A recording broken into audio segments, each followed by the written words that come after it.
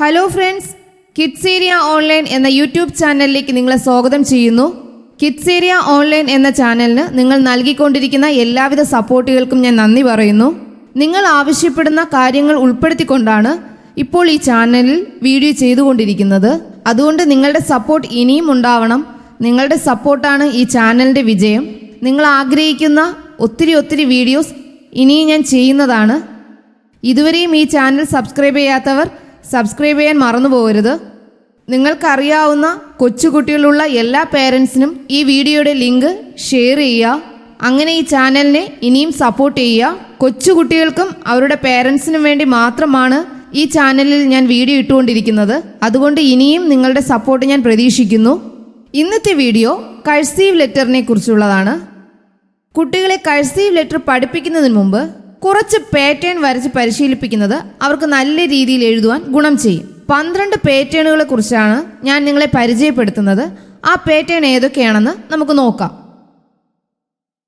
ഒരു പാറ്റേൺ താ പോലെ എഴുതുന്നതാണ്. കുറച്ച് ചരിച്ചെഴുതുക. താ പോലെ ഇങ്ങനെ തുടർച്ചയായി ഒത്തിരി എഴുതി നിങ്ങൾക്ക് പരിശീലിപ്പിക്കാം.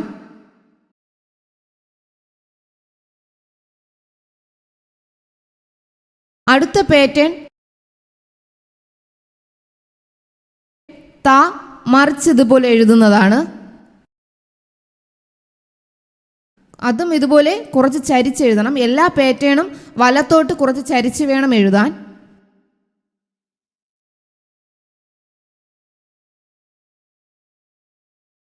മലയാള അക്ഷരത്തിലെ ന കുറച്ച് ചരിച്ചെഴുതി കഴിഞ്ഞാൽ അടുത്ത പാറ്റേൺ ആയി.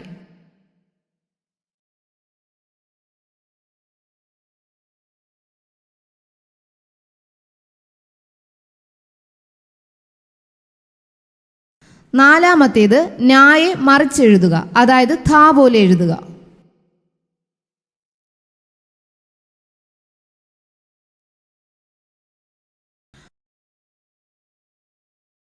അടുത്തത് സ്മോൾ ലെറ്റർ എം പോലെ എഴുതുന്നതാണ്.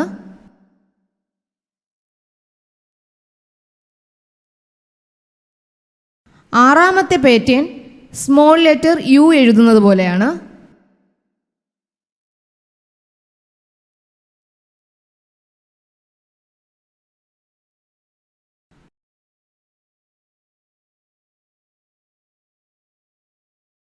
അടുത്തത് മുകളിലും താഴെയും ഷാർപ്പാക്കാതെ ഇതുപോലെ വളച്ച് ഇങ്ങനെ കുറച്ച് ചരിച്ചെഴുതുന്നതാണ്.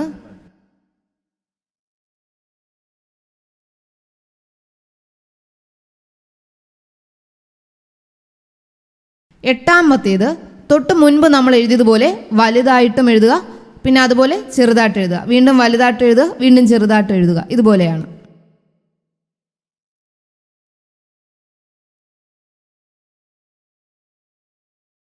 അടുത്തത് ക്യാപിറ്റൽ ലെറ്റർ എൻ ചരിച്ച് എഴുതുന്നത് പോലെയാണ് എഴുതേണ്ടത്.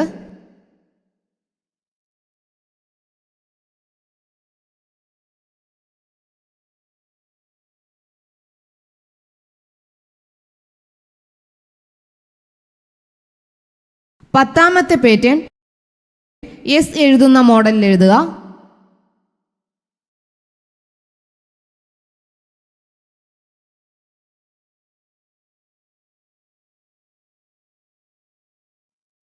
അടുത്ത പാറ്റേൺ സ്മോൾ ലെറ്റർ എൽ എഴുതുന്നത് പോലെയാണ്.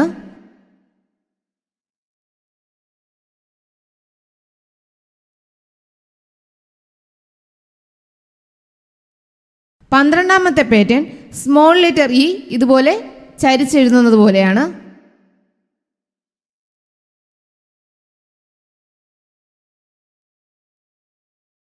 ഈ 12 പാറ്റേൺസും കുഞ്ഞുങ്ങളെ വരച്ച് ശീലിപ്പിക്കുക.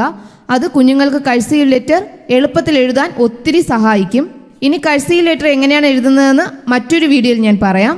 നിങ്ങൾ ഇത് കുഞ്ഞുങ്ങളെ പരിശീലിപ്പിക്കുക. അതുപോലെ ഈ ചാനൽ എല്ലാവർക്കും ഷെയർ ചെയ്യുക. വീഡിയോ ഇഷ്ടമായ ലൈക്ക് ചെയ്യുക, കമൻറ്റും ചെയ്യുക. സബ്സ്ക്രൈബ് ചെയ്യാൻ ആരും മറന്നു പോകരുത്.